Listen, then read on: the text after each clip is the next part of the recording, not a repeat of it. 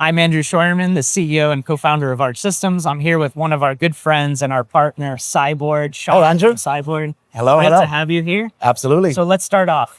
What's your role at Cybord and what is Cybord doing? Well, first of all, Andrew, pleasure being here. Apex has been a blast so far. Looks like I've tried to catch you for a few conversations. It's been insane. Andrew's been too busy. He gave me this time, so it's great. So my name's Sean. I lead go-to-market strategy for Cybord. We are an AI software solution. You know us, so I'm talking to them as well. But Cybord is an AI platform that works alongside the manufacturing line. So we just extract imagery from the manufacturing line as it's working. We look at the images of components and PCBAs. We identify things like manufacturing integrity issues, think like quality, foreign object debris that could be on there. And then we go also into AVL enforcement, making sure that every component that is on there is what the design intended to be. And then we have our whole suite of solutions for cybersecurity, which would be like counterfeit component identification by images and to make sure that boards and components weren't tampered with. So those are our use cases. Products in factories being built well, debris, as you said, quality issues with components, AVL, are we actually using the right components? Absolutely. And counterfeits, right? Yes. And I mean, that's all of these are super important problems, but yeah, a lot of people don't know that you get a reel of parts and one of these chips is not the one you think it is? Yeah, so it's, the world of counterfeit in particular in our space is that there's something that when I came into the industry, I was kind of shocked at this, and why we wanted to solve it is that there isn't a fiduciary responsibility on any party to expose these things. And so there's also very limited resources to solve these issues. We want to provide the data directly to both the product owner and the manufacturer to say, hey, listen, before you ship this product out, we're suspecting something here. Check it, work together, fix the supply chain on these type of things. Absolutely. So that's counterfeits, and talk about AVL as well. So approved vendor list, obviously the right parts have to be on there, and these things are changing more rapidly than they used to with new product iterations. Right. And so folks have to, CMs and OEMs, the designers of the products and the manufacturers, they've got to find a new way to work together to keep these AVLs up. Absolutely.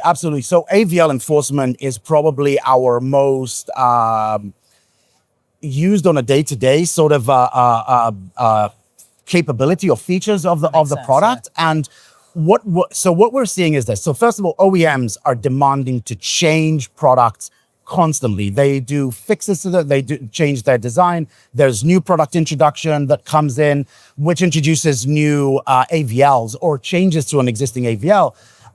In addition to that, the CMs, as they're working with the AVLs that they have, the process for bringing components in, loading them into the manufacturing line, unfortunately, is still very, very manual, very prone to mistakes. So, I'm going to talk to you about a use case, right? Like a use case that's very common. It's late at night. It's a manufacturing line. People at the 10th hour of their shift, they need to now replace a reel. They pull a reel out. They print out the sticker for what that reel is supposed to be. They didn't realize they pulled the sticker from before. They stick it on. It goes back into the warehouse. The next thing that happens is that when they want to pull it out, now they're pulling the wrong reel. It could be that the components are similar enough. You'll be shocked at how often this sort of, what seems like an anomaly happens, and they start to manufacture with the wrong component, right? And then what we're able to do with our system is to read what is written on the components once they're implemented on the actual board, and we'll say, hang on a second, we're seeing this MPN. This MPN is not on your AVL for this particular ref desk. Check that out. And you're able to see that reel got the wrong one. You're able to see it. So talk about how you do this. You take image data. Yes. And you're experts at image data analysis. Where are those images coming from and how are you using them? Perfect. Thank you. So we take 3 sets of images. So first one, our great partners on the pick and place side, we have Fuji and SM and Yamaha. Fuji are very, very close partners of both of ours. And so from them, we get images of the bottom side of the component. So as a component is lifted from the reel, there's a camera, it takes an image of that, and we identify what is at the bottom side. We then also take images of the top side of the component from the AOI. Those are really easy for us to grab. And in addition to that, we take images of the full PCBA. Each one of these allows us to do different sets of analysis. So when it comes to, for example, getting images from Fuji on the bottom side of the component, we're talking about any quality things: corrosion, tampering, bent leads, cracks, things like that. So that's what we look. We also have a whole module to identify counterfeits there. That's a long topic. And then from the top side of the component, we'll extract all those body markings on there, do the translation. So I love this. So, this is something we talk a lot about together in our collaborations, is like the factory has so much rich data. People, they don't even think about it sometimes, right? There's the MES that has the route of how the product is built, and it has a few of the test stations. Over on the Arch side, we do equipment and process optimization because we drill down into all the PLCs and the sensor data that hasn't been looked at, the planning optimization, because we can put together the jobs and the cycle times, and product quality compliance. We don't do cybersecurity, you guys do, but we have kind of an overlap here when you think about what's going on and what's really happening with the product. What is its route? What is its signature? And then you've got this rich camera data, which is coming out of the same machines, the same processes. Absolutely. It's there on the floor, and you've got these new use cases that are just fantastic. So thank you for explaining those. Absolutely. I wanted to ask you, let's talk about supply chain in a little bit. And one of the elephants in the room, because maybe for some folks listening, there's this kind of subtle differences between the main Arch use cases that we do at Arch here and the use cases that you do. And it really has a lot to do with who's consuming the use cases. Like, what do you think is the challenge in supply chain? And is it all kumbaya between OEMs and CMs? Yeah, well, I wish, I will say that one of the things that I dream for Cybord is that we help to bring more of that, in taking your words, the kumbaya between the two. And maybe for the folks listening also, I think it's important to say we're coming at the concept of innovation and integrating AI from two different sides, right? So you guys are, massively helping the CMs and the manufacturers upgrade to get, real insight from massive data that's coming from the sensors, really well analyzed and synthesized into insight, which I've been a huge fan of. We're coming at this from the OEM side, and maybe to describe what we call an OEM to us, it's whomever owns the product at the end, right? So if you think about, a server company, they're manufacturing it with one of your, with one of your customers. We're talking about the Apples, Cisco's, Nvidia's, et cetera. Yeah, or exactly, or the Flex, Jabil, Sanmina, Foxconn. Exactly. So for us, it's like HP and Dell and these guys, right? And they are utilizing your customers, right? Jabil, Sanmina, Flex, and all these really great customers that you have. So we're coming at this issue from both bases. So when we talk about, you asked a couple of things, and I'd love to hear your thoughts on it as well. But one of the key things that we see and we want to help to bring these sides together is the fragmentation of the supply chain. Every part of the supply chain has so many systems that manage it that are very isolated. Not only are they isolated, but they also create certain fractures in, if you wanted to trace a component from when it was manufactured all the way to the, taking the example of the service, to what server rack that is actually in right now, it is practically impossible because of, so one of the areas that we touch on is a very important one, is that when an individual component now becomes a part of a PCBA, right? We're able to trace these things for, 5 years back, 6 years back, whatever it is that the customer wants. And that helps in a range of different use cases, which I can touch on. But that's a huge. If you ask me, a big place of the supply chain, to go back to the question, a big what I would consider the big thing, it's the fractured management of the supply chain. I don't know if you what do you observe in that? I'll echo that first. That fractured view of the supply chain, like data sets that can't be put together, use cases that can't be combined on that data set. If you think about, literally, we're talking about the same SMT box build line here.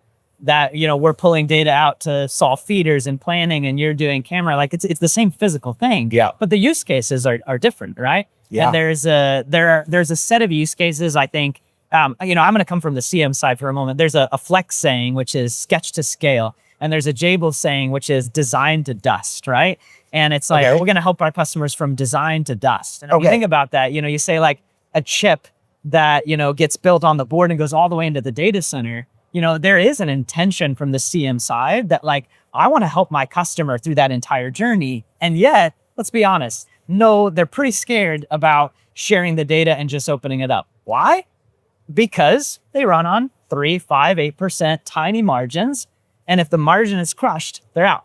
And so if they share all the data, and for example, this was not a just cost plus contract where it was like, I'll share my data, but you pay X% above my cost. If instead it was give me a competitive contract and I share all my data with you, you go, actually, you have less operators. Actually, your cycle times look good and the cost goes away and boom, it's over. Yes. But that fear has stopped CMs and OEMs from realizing there are so many win-win use cases, not lose-win, right? Yeah. And what you're doing on cybersecurity is a perfect example. One chip out of, you guys have the data, I don't know, 1 million, 100 million, whatever it is, right? I'll just say it's more than what anybody thinks. How's that? But it's definitely not enough to make a cost impact of throwing away a few chips. Right. Compared to, if anything, it might even be saving cost on like, it's found out later, there's a return, a giant whole batch maybe has to be quarantined, right? Yeah. It's just clearly a win-win. This isn't, on a competitive contracts cutting down cycle times. And quality is another example, AVL. Are we actually building the right materials as the designs are changing rapidly? NPI acceleration. Absolutely. So if I would summarize my perspective, it is one, there's good reason not to share all data from a CM and get your cost gun down. That's critical. Absolutely. But at the same time, both are true. There are so many win-win use cases, and the best contract manufacturers are starting to figure this out. They're enabling you, they're enabling us to figure out new ways to enable stuff like the use cases that you've said, AVL, like NPI acceleration, and that's exciting. Absolutely, and I want to build on what you said here. So one of the things that we're seeing is that at least, look at a few years back, there's a broken incentive program, which you described, I think, very well, right? If it's about, how am I going to reduce the cost by a little bit? How are you allowing the partnership or the people within the partnership to say, hey, you know what? How can I actually provide more data, a better service? Partner together and collaborate with my customer, i.e. CM, OEM, to say, hey, if we work together on this, there is a problem that we can solve, and we can highlight the problem. We can see how impactful it is, but using data.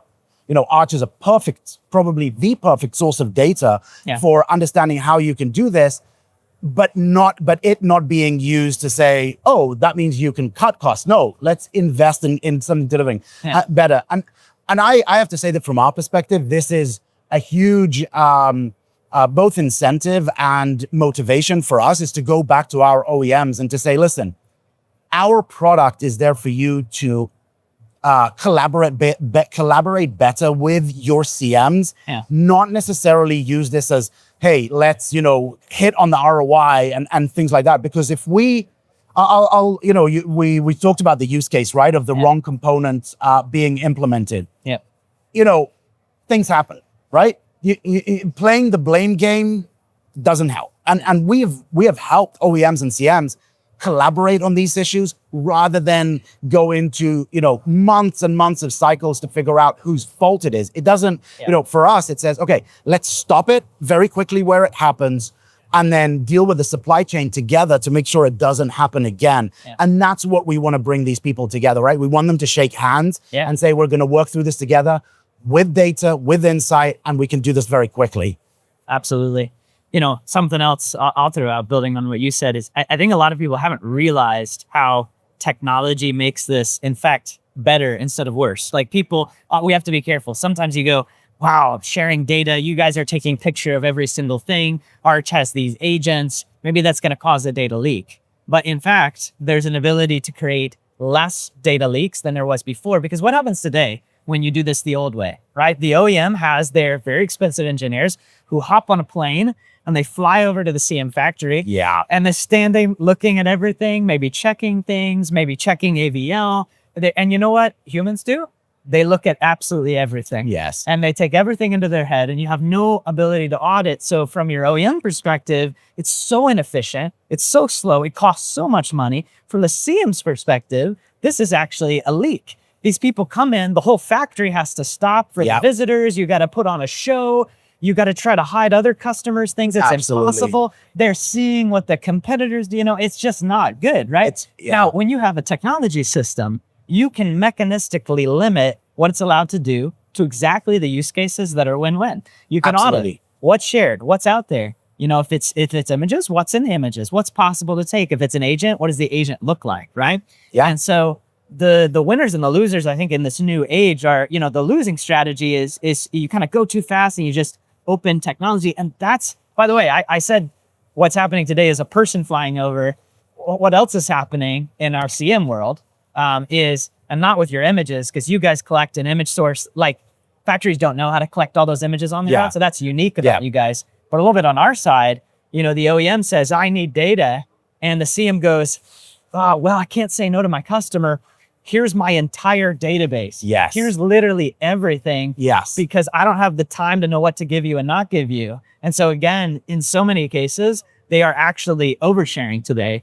And so identifying win-win use cases directly lets you share the pieces that create wins. Absolutely. And this is where, you know, a huge thing that you guys do, which is taking these, you know, vast data, you know, quantities, and pulling out the critical insights. You know, it's amazing. I was chatting to some of your customers who use it, and what they've, you know, everything that they've said is like the insights that they get, that they can take the actions on, is amazing, and that they can present it to their OEM partners saying, look, forget this mountain of data, like you said. Yeah. Here is what we've figured out, you know, and here are the specific insights. You know, taking an example of data sharing or insight sharing that we have, I was sitting with one of our OEMs, massive, okay, like well-known customer. They're using the largest CMs in the world. And one of the things that we presented to them is like, hey, we're going to reduce the friction that you have by the exact thing that you said. Some incident happened, okay, with the manufacturing side. Immediately, people fly over. It's now meetings. You shut down the site. You know, the CM has to bring all the executives in, and it's a whole like show. Forget the show. We were able, with an AVL, this was an AVL infringement or an AVL, you know, mismatch issue. The OEM saw it. They approached very collaboratively to the CM, and they said, hey, we found this, we're not sure. Here's the image. Here are all the serial numbers where we think that this was impacted. Can you just check this for us? Then the next meeting, all they did was looked at a limited number of serial numbers with images. And they said, all right, can we roll this back, figure out how this happened? Oh, we see it happen because, you know, at some point there was an exception to this. We canceled the exception. It's all good. We've already reworked the boards, right? Because we told them about that the second half. We've reworked the boards, and the cost of that incident was probably cut by 90%, down to about 10%. Nobody flew anywhere. The relationship got stronger because the OEM and the CM saw that they can actually collaborate even when, you know, shit goes wrong to be, you know, and this is the outcome that we want. Yeah, absolutely. Awesome. This has been cool. I feel like this is the kind of stuff we've been chatting about, you know, more and more. We usually do in a closed room. I know. We're sharing these kinds of conversations with folks, but it's because it feels like a subject that should be secret, but it's just not. It's so much simpler than people think. Absolutely. There's so much win-win here. And I think we're both seeing that future of how these data sets come together, and the use cases are clearly defined. And again, I would just say for any OEM or CM watches, you know, like you think about, if you're an OEM, all the times that you put people on planes and fly, all the times that you have people positioned in factories, all the times that you succeed in forcing your CM to give you the whole massive data dump and you have to go through it. And on the CM side, you know, there's a list of customers that you don't share with today. Okay, maybe you're going to keep not starting with them already. This just creates more work.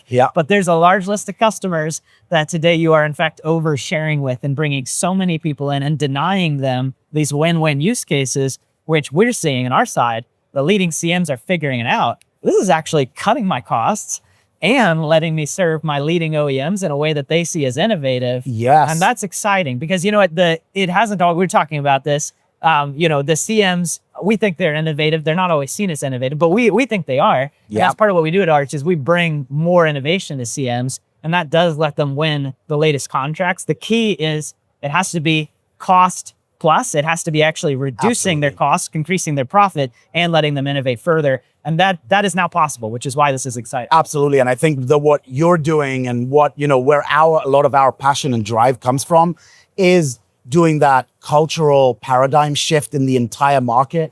It's something that is happening. It is being led by the most innovative CMs that you're working with. It's being adopted by the leading OEMs that we're working with. You know, these companies are saying, hey, we need to share data that both of us can take action on. We can see how this reduces costs. You've got some, you know, you gave some great examples. You know, the flight, one flight of 3 people from the US out to wherever their CM is, spending the time sitting there, you've got to calculate that as a huge cost, both financially and a certain amount of friction to the relationship. Get onto a call together, share insightful data and an action plan. Time Absolutely. to ship to market, right? Absolutely, yeah. So there's so many of these things, and the leading OEMs and the leading CMs are absolutely adopting these things.